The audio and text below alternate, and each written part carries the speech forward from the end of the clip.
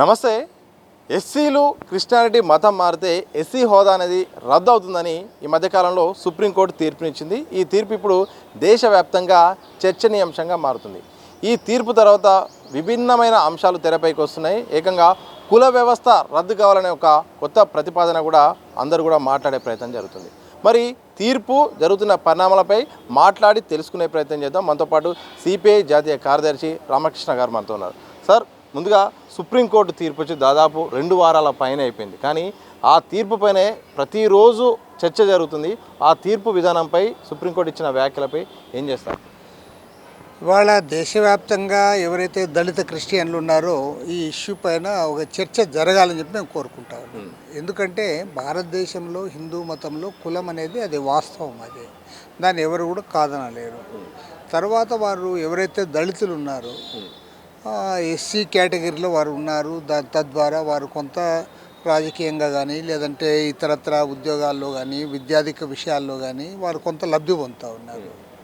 ఇవాళ వాళ్ళు ఎప్పుడైతే ఇతర మతానికి ఇతర మత విశ్వాసాలు వాళ్ళు పోయినప్పుడు వారు సిక్కిజం కానీ బౌద్ధిజం కానీ తీసుకుంటే వారికి కూడా ఇది కొనసాగుతూ ఉంది.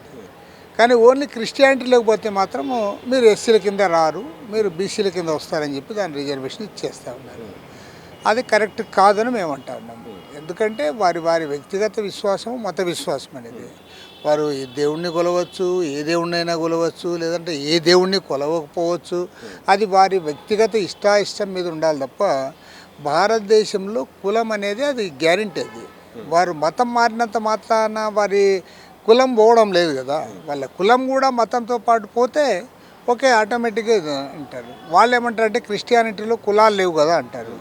మరి బుద్ధిజంలో కులాలు ఉన్నాయా, దానికి వారే సమాధానం చెప్పాలి. ఈవెన్ సిక్కిజంలో కూడా కులాలు లేవు కదా. మరి మీరు ఎట్లా కన్సిడర్ చేస్తున్నారు అక్కడ? కాబట్టి ఏమంటే ఈ వివాదాన్ని దానికి ఫుల్ స్టాప్ పెట్టాలంటే ఖచ్చితంగా ఎస్సీ ఆ కులాన్ని బట్టి వారు ఏ కులంలో అయితే జన్మించారో ఆ కులం సర్టిఫికేట్ వారికి ఇస్తే బాగుంటుంది. ఎందుకంటే వాళ్ళ బీసీ కులాలు ఉంటున్న వాళ్ళు క్రిస్టియానిటీలో పోయినా కూడా వాళ్ళు బీసీ కులం సర్టిఫికేట్ పొందుతూ ఉన్నారు. కాబట్టి నువ్వు ఒక ఎస్సీ కులం విషయంలో మాత్రం ఈ వివక్ష ప్రదర్శించడం సరైనది కాదు అని మేము చెప్తా ఉన్నాం. ఇవాళ సుప్రీంకోర్టు ఆ తీర్పు ఇచ్చిన తర్వాత దానిపైన దేశవ్యాప్తంగా కూడా ఈ దళిత క్రిస్టియన్లు అందరూ కూడా ఆందోళన చెందుతూ ఉన్నారు.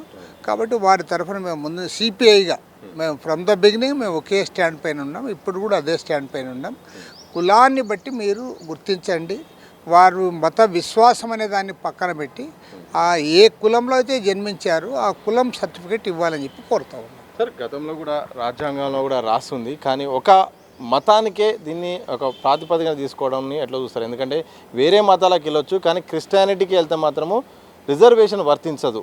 ఈ క్లాజ్ని ఎట్లా చూస్తారు? ఇది వివక్షనే అని మేము అంటాం. ఖచ్చితంగా వివక్ష, అది వివక్ష కనపడుతుంది కాబట్టి ఎవరు అంగీకరించడం లేదు.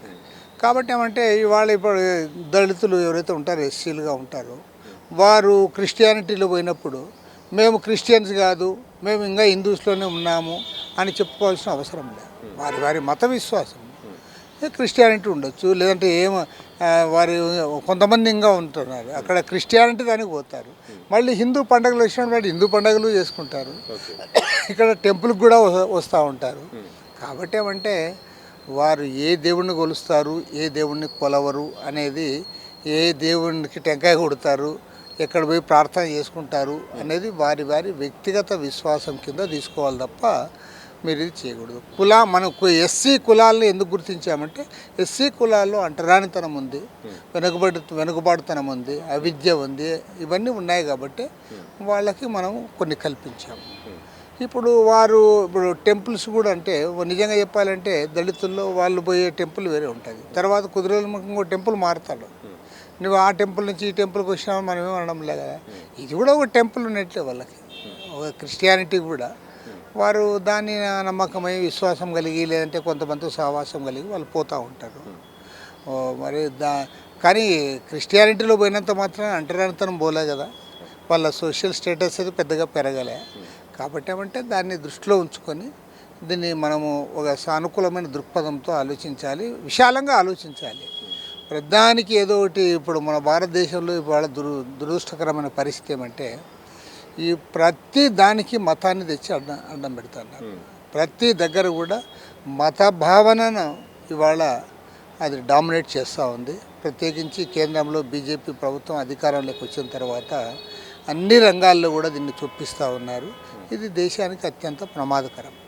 కేంద్ర ప్రభుత్వం బీజేపీ పదే పదే ఒక అంశాన్ని మాట్లాడుతుంది. మతపరమైన రిజర్వేషన్లకు మేము వ్యతిరేకము, అది ఎప్పటికైనా మేము యాక్సెప్ట్ చేయమని చెప్తుంది. నిజంగా మతపరమైన రిజర్వేషన్ అనేది అమలు అనేది కరెక్ట్ కాదా? వాళ్ళు చేస్తున్న వ్యాఖ్యల వెనుక అర్థం ఏంటి?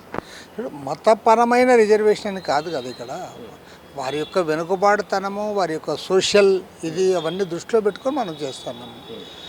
మతపరమైన విశ్వాసం అనేది వాళ్ళది. ఇప్పుడు ఉదాహరణకి మన దగ్గర దళితులు ఉన్నారు, ఎస్సీలు, వాళ్ళు ఇస్లాం స్వీకరించినంత మాత్రాన ఇది పోవడం లేదు కదా.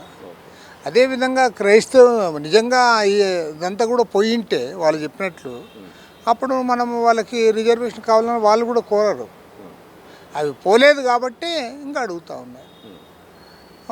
మాల క్రిస్టియన్స్, మాది క్రిస్టియన్స్ అని ఇట్లంతా మనం అంటా ఉన్నామంటే అది కులం డామినేట్ చేస్తుంది అనేది అర్థం. ఇండియాలో నిజంగా అంటే ఈ కులానికి సంబంధించి ఎవడు పెద్దగా రాయలేదు, కానీ వాడు ఎక్కడన్నా రిటర్న్ ఫామ్లో ఉందో లేదో తెలియదు, కానీ అది మన వెంటనే పోతుంది. నువ్వు భారతదేశంలో ఉన్నటువంటి ఒక ప్రత్యేకత ఏమంటే నువ్వు మతం మార్చుకోగలవు కానీ కులం మార్చుకునే పరిస్థితి లేదు. నీవు ఎక్కడ పోయినా కూడా నువ్వు ఏ కులంలో పుట్టావో ఆ కులాన్నే అంటాడు తప్పితే మతం మార్చుకోవచ్చు.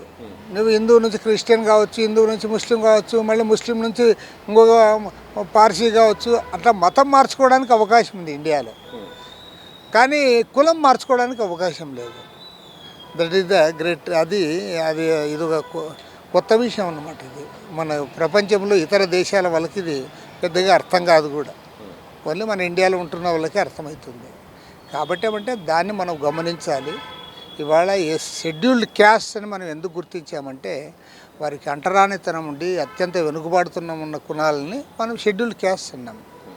వారు మత విశ్వాసాలు మారినంత మాత్రాన వారికి ఈ సోషల్ బేస్ మారడం లేదు కాబట్టి వారికి ఇవ్వాలని చెప్పి కోరుతాం. సార్, ఇదే సందర్భంలో ఈ తీర్పు సందర్భంగా ఎంఆర్పిఎస్ మందకృష్ణ మాదిగ గారు ప్రెస్ మీట్ నిర్వహించారు. దీంట్లో మాట్లాడుతూ కుల వ్యవస్థనే అన్నిటికీ కారణం, ఈ కుల వ్యవస్థ రద్దు అయితే అన్ని సమస్యలు కూడా పరిష్కారం అవుతాయి, కుల వ్యవస్థను తీసుకొచ్చింది కూడా బ్రాహ్మణులే అంటూ కూడా ఆయన మాట్లాడారు. నిజంగా కుల వ్యవస్థ రద్దు అనేది సాధ్యమా? చేస్తే బాగుంటుందా? కుల వ్యవస్థ రద్దు చేయాలనేది మంచిదే, కానీ అంత తొందర రద్దు కావడం లేదు. చెప్తూనే అసలు మతం మారేక అవకాశం ఉంది, కానీ కులం మారేక అవకాశం లేని ప్రదేశం మనది. కాబట్టి క్యాస్ట్ అనిహిలేషన్ జరగాలని చెప్పి ఆనాడు అంబేద్కర్ కూడా చెప్పాడు. తర్వాత ఈ క్యాస్ట్ కమ్యూనిస్ట్ పార్టీలు కూడా మొదటి నుంచి కూడా దీనికోసం వాళ్ళు డౌన్ ట్రాడన్ తరఫున నిలబడి పోరాడారు. అందుకోసం కులాంతర వివాహాలు ప్రోత్సహించారు, మతాంతర వివాహాలు ప్రోత్సహించారు. ఇది ఎంత జరిగినా సరే కులం అనేది పూర్తిగా పోలే. మందకృష్ణ మాదిగ అన్నట్లు కులం పోతే అప్పుడు రిజర్వేషన్ కూడా అడగడు, కూడా అడగాల్సిన అవసరం కూడా ఉండదు. కాబట్టి ఏమంటే కుల వ్యవస్థ రద్దు చేయాలి, మతాల పట్ల విభజన ఉండకూడదు, మత సామరస్యం ఉండాలి. తర్వాత ఎవరిని పూజిస్తారు అనేది వారి వ్యక్తిగత విశ్వాసంగా ఉండాలి తప్ప దానికి మనం ఒక ఇది ఉండకూడదు, దానిపైన విచక్షణ ఉండకూడదు అనేది మా ఉద్దేశం. సార్, చివరిగా సుప్రీంకోర్టు ఇచ్చిన తీర్పు సందర్భంగా ఏమైనా సమీక్షించాల్సిన అవసరం ఉందా? సిపిఐ పార్టీ నుండి కూడా మీ యొక్క అభిప్రాయాన్ని ఎట్లా చెప్పారు? తప్పకుండా సుప్రీంకోర్టు చేయాలి, అదేవిధంగా దీనిపైన పార్లమెంట్లో కూడా చర్చ జరగాలి. ఇవాళ ఎవరైతే అంటరాని వారుగా తర్వాత షెడ్యూల్డ్ క్యాస్ట్లో ఉంటున్నవారో వాళ్ళు ఏ మతంలో ఉన్నా సరే వారికి ఖచ్చితంగా షెడ్యూల్డ్ క్యాస్ట్ సర్టిఫికేట్ ఇవ్వాలి. లేదంటే నువ్వు మొత్తం కులాన్నే రద్దు చేస్తామంటే కులాన్నే రద్దు చేసిన పరిస్థితి లేదు కదా. నువ్వు ఒకవేళ కులాన్ని రద్దు చేస్తూ ఒక చట్టం చేసినా కూడా చట్టం అమలు కావాలి కదా. కాబట్టి ఏమంటే అది మన భారతదేశంలో ఇప్పుడున్న పరిస్థితిలో సాధ్యమయ్యే విషయం కాదు. కాబట్టి ఖచ్చితంగా వారికి దీనిపైన ఈ తీర్పు పైన సమీక్ష జరగాలి, ఫుల్ బెంచ్కి ఇది అప్లై చేయాలని కోరుతాను.